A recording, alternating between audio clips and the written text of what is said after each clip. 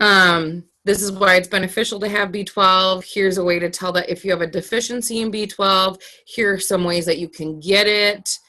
And of course, I talked about the supplements and stuff like that, but I also talked about like foods you could get it from and stuff like that too.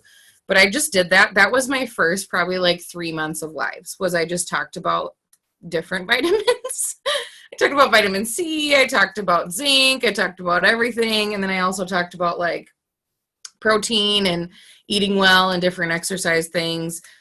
And I was like thinking about that the other day, and I was like, I should really get back to doing that, because there's a lot of people that came to me and were like, oh, I really like watching your videos. They're so informational. And I was like, oh, I just literally like I Googled it and I wrote everything in a page and I like read off a page and just talked about it. So it was a good way for me to get comfortable with doing lives and have something to talk about every single, I think at that time I was doing them like every day almost. It was crazy. Police cars driving by. Okay, we can get started. Yeah, we can get started. So I hope everyone is doing well. So the first thing I kind of wanted to talk about was tapping into your potential. It has a lot to do with, I did a live this morning about like, why do we allow people to talk us out of things that we want to do with our life? And one of the devotionals that I'm currently doing, they were talking about like having fear and like really tapping into the gifts that God's given you and that sort of thing. So I wanted to talk about that because I think there was a long period of time for myself personally where I was kind of just like aimlessly wandering through life. And even I think within this business, there's times where you can get into that season where you're like, I feel like I can do more. I just don't know how to. And I feel like I have more potential to be greater, but I just don't know what to do. And so I wanted to give you guys some like really tangible things that you can use in your business. And I had some ahas when I was reading this article today. And I hope that the information can like soak into you guys as well as it did to me too. So the first thing that, and I even wrote this down before I read this article this morning, was focusing on today. So I think we get so wrapped up in wanting to have goals for our future, which I think are important. I think having a vision for your future is important. And I'm going to touch on goals too a little bit, on like how you should really be setting goals. Because I think there's like this, I think there's a misconception on how to set goals, and then that's what leads to frustration. But she talked about in this article, just making sure that you're focusing on today. Like for me personally, like I'm going through a weight loss journey. So I'm trying to do the right thing by eating and working out and that sort of thing. And there's times when I fall off, and I talked about that in a post the other day, where I'm like, I fall off. I'm a human. It happens. Same thing can go with your business. But I think when you're focusing on your next decision, as opposed to looking at like the big picture of the month or the whole week or even the entire day, if you could just focus on the next decision that you can make and what are your actions going to be today, that really helps like shrink that window down so that you don't feel like you have this monstrous goal, first of all, and then that's all this time. And that's when you start to get less dedicated. That's when maybe like I don't want to use the word laziness, but sometimes I'm lazy. Not laziness. You get distracted. That's where you can get distracted, is when you're looking so long term. You think, oh, I have all the time, because you're thinking the entire month, I have all the time to achieve this goal or whatever that looks like. But if you shrink down that window and just try to focus on the actions that you can do today, or in what your next decisions are. So like, what am I going to do with this moment and the decision that I'm about to make? Because your future is built off of the little decisions that you make each and every day. So that's the first thing she had said. The second thing, and I know like Claire and I talked about this too, was protecting your time and your calendar. So I think a lot of us have children and we have jobs and we have all this stuff going on, that it's hard to sometimes prioritize, like, when am I supposed to get all this stuff done? And I can relate to that, because there's been like, even in this week, like yesterday, I wanted to get more done. I did get a workout in, which I was proud of myself, and I did get my IPAs done because I had that Zoom in the morning. But sometimes on Wednesdays, like, I hop on a different Zoom in the morning, and I have to try to figure out how to fit in my IPAs throughout the day. If you're not like really focusing on your calendar and being intentional with your time, it's easy for you to like lose track, and then you'll get to the end of the day and you're like, oh man, I haven't done anything. And you're trying to like squeeze everything into a small window when you could break up chunks throughout your day, like 15 minutes here, 15 minutes there. But more so than like your calendar and being intentional with what you're writing down, working right now, I'm listening. Yeah. So it's like, it's not easy to prioritize everything. You kind of sometimes like, there's Zooms at like 8 o'clock at night, and I'm like, that's when I put my dang kids to bed.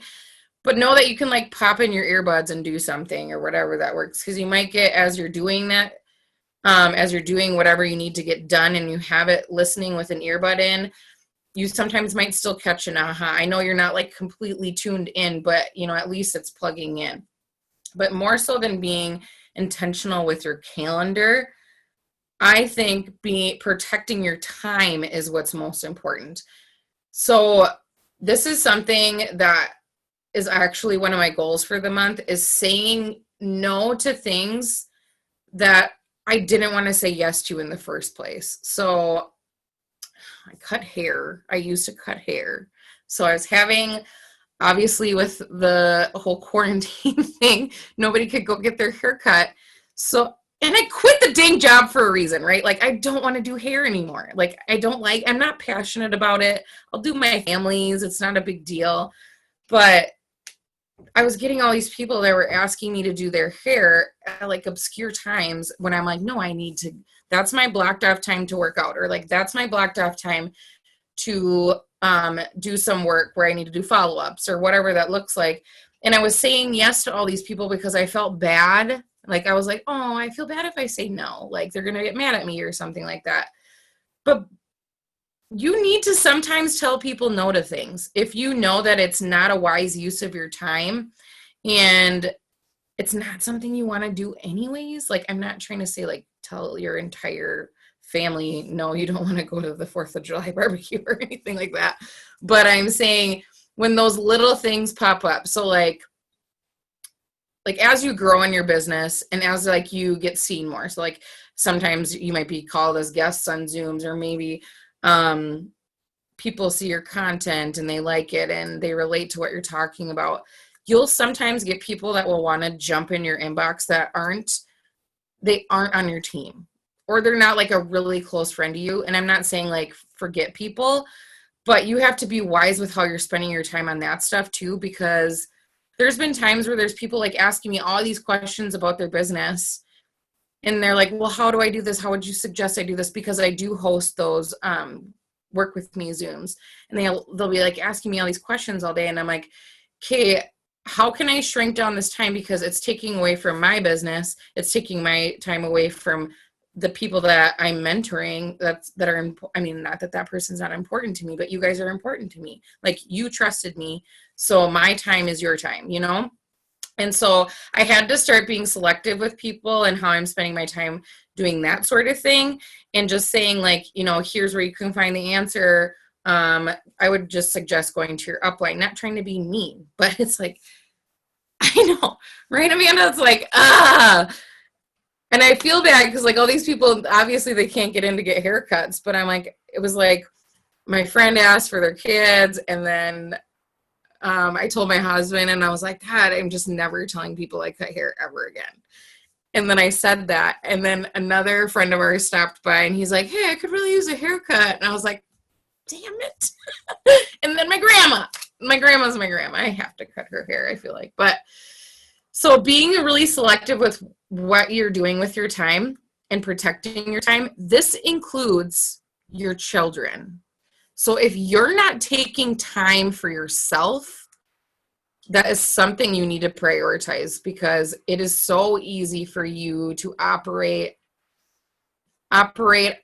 based on the needs of others if you're allowing like your kids to wake you up, if that makes sense. Or if you're waking up at the same time your kids are waking up and you're not protecting that time for yourself in the morning, because then you're already in the zone of reactive because you're reacting to whatever they're needing of you throughout the day. And I'm not saying your kids aren't important because they totally are. But the best way for you to not only show up for what priorities you have in your life, but also the best way for you to show up for your children is making sure that you're protecting time for yourself. I know with a job, with kids, now that everything's opening up, all the activities and summer stuff it's really hard to it's really easy to get caught in that trap of you're running on everyone else's time. So making sure that you're protecting time for yourself. Like for me, that looks like, and it sounds ridiculous, getting up at 4:00 in the morning, because I know my son gets up at 6:30. I know my daughter gets up at 7:30. And I know at nighttime when I get home from work, I have to like run and quick work out as quickly as I can. But then I know it's family time for dinner. And then I know it's time with my husband, like that we don't get one-on-one unless the kids are in bed. So I have to do that 2-hour block in the beginning of the morning for myself. And that's where I do prayer. That's how I set up my calendar. That's sometimes when I do my income producing activities so that I make sure I'm checking those off. But you need to have time for yourself. That's so important. And the next one is knowing your strengths and your weaknesses. So knowing what you're really, really good at and knowing what you're maybe mediocre or need some growth on. The reason I say that is because you always want to be doubling down on your strengths. I'm not saying you have to like start doing the stuff that you're bad at, because I think that feels uncomfortable. And if you're only focusing on the things that you need to improve on, as opposed to like leveraging your strengths, then you start to go down into this hole where you're just doing a bunch of stuff that you're maybe not even that great at. So if you're good at hopping on lives, do lives. So like that's something that I went away from. I was doing like once a week or whatever, but I told myself, I'm like, this is something like I enjoy doing, and this is something I get a lot of feedback on. So it's something I have to continue to double down on. So I'm trying to be more mindful of doing it at least like 3 to 4 times a week, if not every day, if I can. And then knowing, like, if you're good at creating content, like create content. If you're good at taking pictures, like take amazing pictures and post them. Like, Randy, I know you're good at taking pictures, and it doesn't even have to be of you, because I've seen some of your pictures. They're amazing. So leveraging those things that like come to you really naturally and double down on those, but then also having a mindful eye of the things that maybe you're mediocre at. So if you're not good at creating content, maybe like seeking out some content creators out there. So like that's something that I had to do, because I didn't know how to do that when I first started. I was just like, it's funny now that I see my 2-year posts from 2 years ago, and sometimes I'm like, ugh. But you have to go through that growth, right? So I looked up Jasmine Star because she's a really good content creator for Instagram. So Jasmine Star, if you want her information, I can always pass it in the group chat. But she is amazing. She has really good ideas for like creating pictures and how to like create content for an entire month. That's how I learned a lot of stuff. Another one was, what's her name? I'll have to look it up. But she spoke at conference last year, and she talked about like pulling people into your story, and I learned a lot of stuff from her. So then I just took bits and pieces from those people that I learned things from, because that wasn't something I was good at in the beginning. And then I built it into something that now I feel like I'm comfortable doing. So knowing where you're mediocre and maybe like that's where your self-development can lie. Focusing on your personal results and no one else's. It is so easy in this business, especially when you're being tagged in shout outs and maybe you follow other leaders in the business and you see them shouting out a bunch of people. It's easy for you to get caught in that rabbit hole where you're like, man, they're all doing so good. Like, why am I not doing that? You need to take a look at where you started personally and your growth week over week, month over month, no one else's. Like, put the blinders on, because your journey isn't theirs. And I've talked about this before, but when you're focusing on your own personal results, it helps you accelerate a lot faster, because you're removing that comparison. You're removing that like feeling of I'm not adequate enough, or I'm not measuring up, or whatever. I know for me, I would say, I'm trying to think. probably the beginning of the year, this year. And this is something that I'm still working on personally, is it's so easy to be like, well, they started the same thing at the same time as me. Like, why are they farther than me? Like, what are they doing that I'm not doing? You never, ever know what they came in with. If they came in with maybe they came in with a large network. I firmly believe in, like, you cannot judge their winning season on your winning season, because you don't know what their losing season looked like. Maybe their losing season was way, way worse, and they've had to overcome so much more, and you know nothing about that.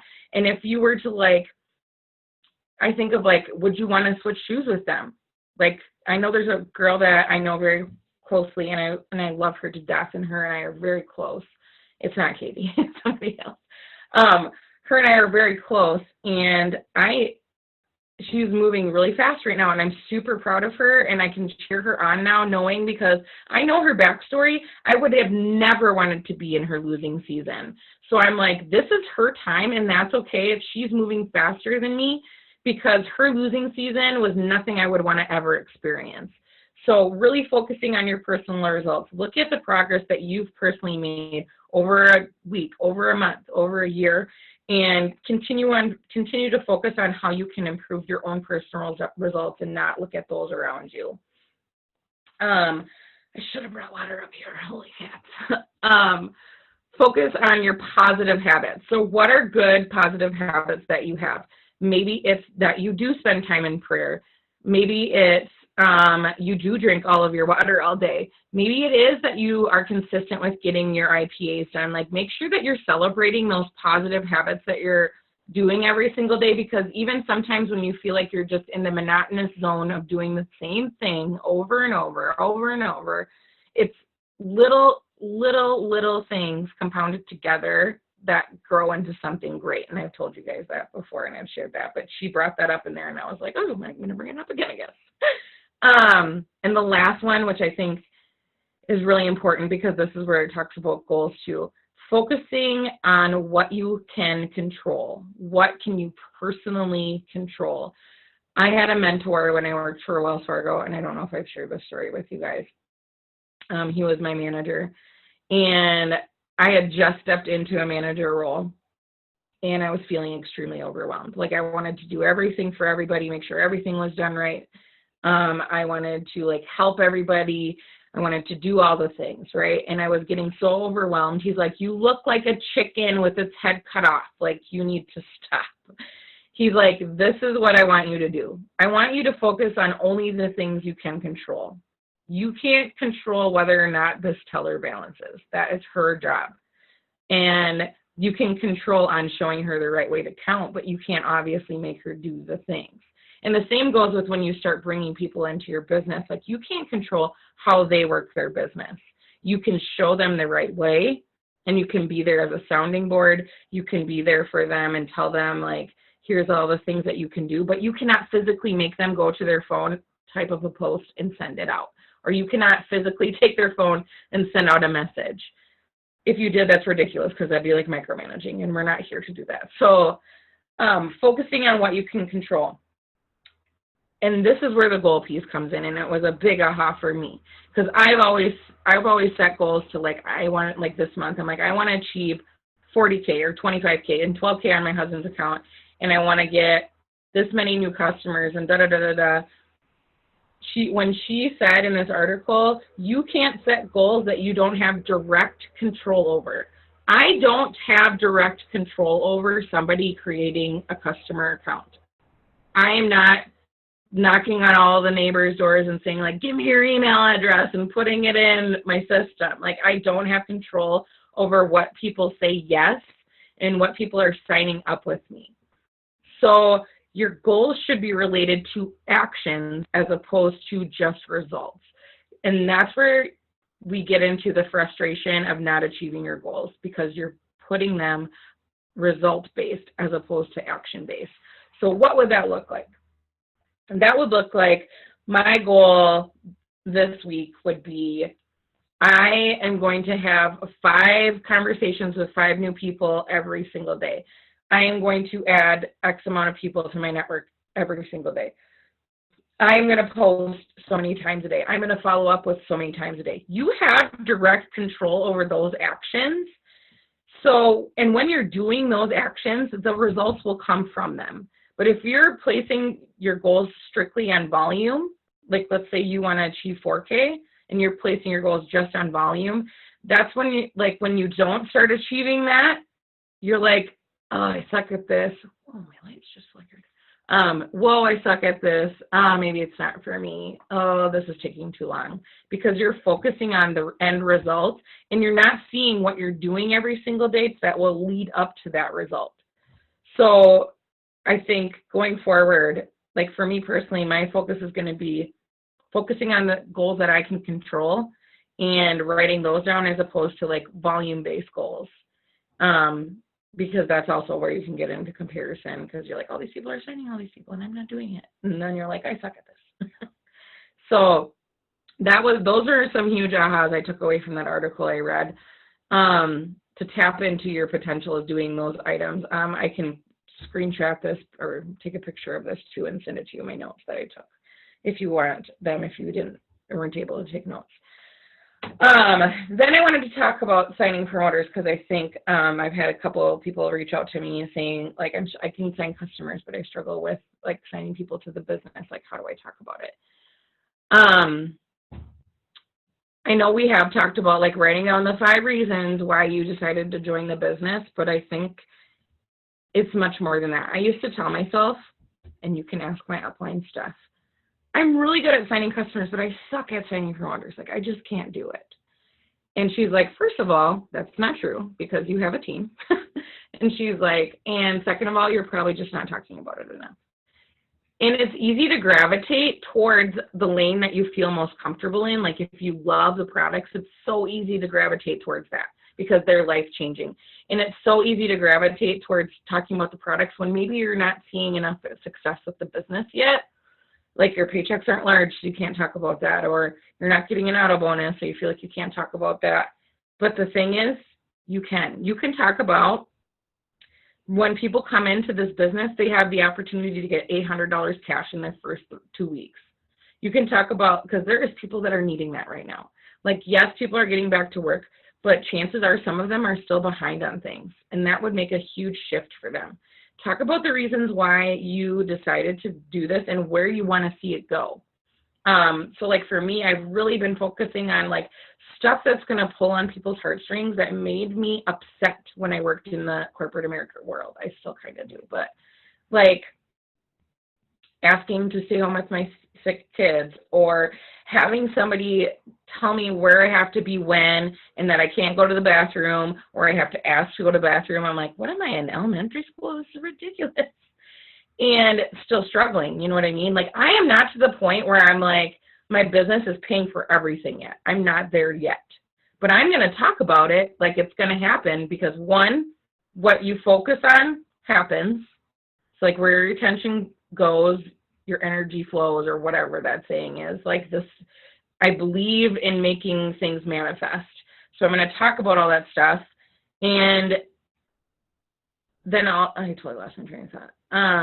And then also, I think it's just good for like your audience to see that you're growing as a person. And I don't think you should ever lie about anything, because I've seen businesses do that, and it's detrimental to your business. Never lie about how much you're making. Never lie about it's doing this, that, or the other thing. Like, be honest. Like, what if you're getting money for gas right now and that's all you're getting? That's a lot for some people. I was one of them. I was driving an hour to work and an hour home from work to my job. And before my next paycheck would come, I would be scraping change to try to figure out how I was going to put gas in my car. Like, some people need that.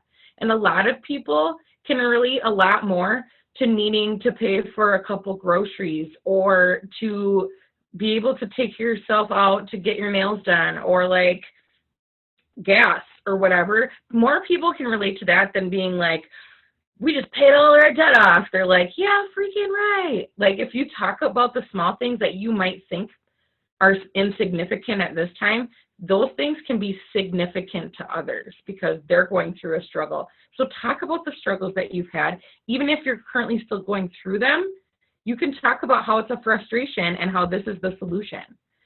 So like for me, one of the biggest things was, I remember this very vividly, and when it's actually when I was just starting my business. We went to the grocery store, and I was calculating on my little calculator because we never had money to buy groceries, and I was working a full-time job then too, you guys. I was like, I don't know how we can make ends meet. It's just ridiculous. And I was working my ass off and working my ass off for somebody else all these hours and never getting ahead. And I was at the grocery store.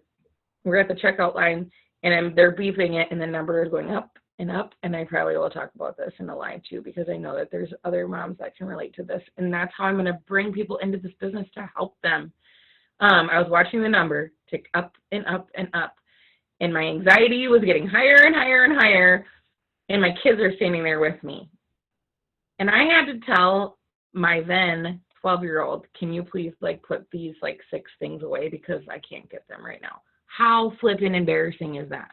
I could give a crap less about the cashier or anything like that. But my kids, I don't want them to think that the struggle is normal. That's part of life, because my son had seen me struggle for so long. So I talk about that because I want people to know that they don't have to be in that struggle, that there is another way. And so if you feel like you're in that space right now, or you feel like I'm only making enough money to maybe even just transfer back to credits, that's still something to celebrate because you're helping somebody else feel good with those credits. Or if you're just, another thing I suggest is allowing those checks that maybe you can't transfer right away to accumulate for a little bit. You can leave them sit in your back office and allow it to accumulate and transfer all at once, and then pay something big with it. Pay off a credit card balance. Pay towards your utilities with your business money, because you will see then the rewards of your labor so much more than $25 here and $10 there that you're wasting maybe on food or clothes or I don't know. But when you allow that to accumulate, that's what I do with my husband's account. He makes $19 sometimes, he makes $30, sometimes he makes $50, and I have his card. But I allow it to tick up, and I sometimes even forget to transfer his stuff over, and then I'll go in there and there's $200, and I'm like, that's amazing. I can buy all of our groceries with his money. Do the same for you. If you feel like you're not getting a ton right now, that's okay. Allow it to accumulate or transfer it into credits to help somebody else feel good, and then talk about that. I saved up all the money I made for my business, and I was able to do XYZ with it. Or I used my commissions and turned it in so that I can help you guys start feeling good. Who wants to start feeling good? Because as you build, using those credits, bringing in new customers, your checks are going to grow. And I can tell you, the more customers that you're bringing in, those customers sometimes turn into the very, very best promoters because they know what these products can do, and they're passionate about it, and they have a story already built. So I hope that kind of helps with the promoter thing. If you're in the zone of fear of, I don't know how to help somebody get started, that is why I'm here. I want you to know, I'm here to hold your hand. You can put them in a chat with me. I can do the legwork for you guys until you get comfortable enough where you can do it on your own. But that is why I'm here. You don't have to know all the answers. You don't know how to have to know how to help somebody get to VIP 800. That is why I'm here for you guys. So put me in chats with people, and don't allow that feeling to discourage you from talking about the business because you're oh, what if I'm not a good leader and I don't know how to lead this person and they're expecting me to? You grow into that leadership. It's not something you just have.